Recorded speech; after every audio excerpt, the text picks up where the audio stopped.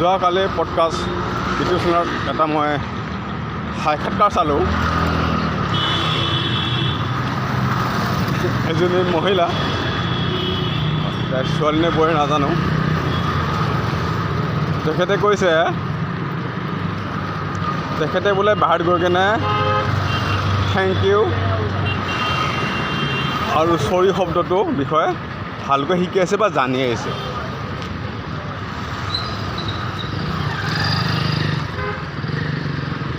আৰু তেখেতে কৈছে আমাৰ প্ৰথম শব্দ এই শব্দ দুটা বোলে থেংক ইউ আৰু চৰি। তেখেতে বাহিৰত গৈ কিনে শিকি আহিছে। আৰু থেংক ইউ আৰু চৰি শিকিবলৈ বাহিৰত যাব নালাগে। আমি অসমীয়া, আমি ফৰেনত জন্ম লোৱা নাই। আমাৰ প্ৰথম শব্দ অসমৰ মাতৃভাষা অসমীয়া।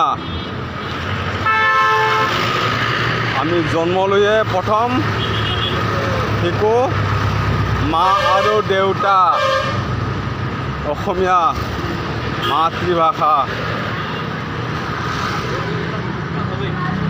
বাহিৰত গৈ কেনে বোলে থেংক ইউ চৰি শিকি আহিছে। থেংক ইউ আৰু চৰি শিকিবলৈ বাহিৰত যাব লাগে নেকি? তাৰ মাঘ ফাগুন চ'ত নিজৰ কলা সংস্কৃতিৰ বিষয়ে নাজানে, সাক্ষাৎ কৰিব আছে ষ্টাইল লেভেল দেখাই ওপৰত পঢ়ি উঠাই কেনে থেংক ইউ চৰি শিকিবলৈ যায় বাহিৰত। নাম জানো, পৰিচয় জানো,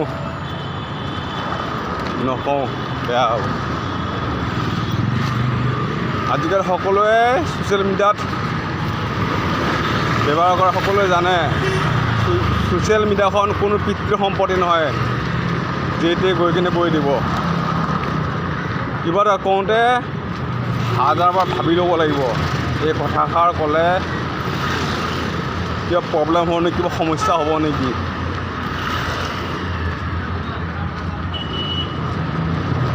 এজন মহিলাই, অসমীয়া মহিলা এজনীয়ে সাক্ষাৎ কৰিব গৈছে, কি ড্ৰেছ পৰিধান কৰি যাব লাগে তাৰ বিষয়ে নাজানে, আৰু সি ইংলিছ হিন্দী তাৰ মাক ফাগুন চ'ত বুলি ক'লোঁ মই তাইক কেলা।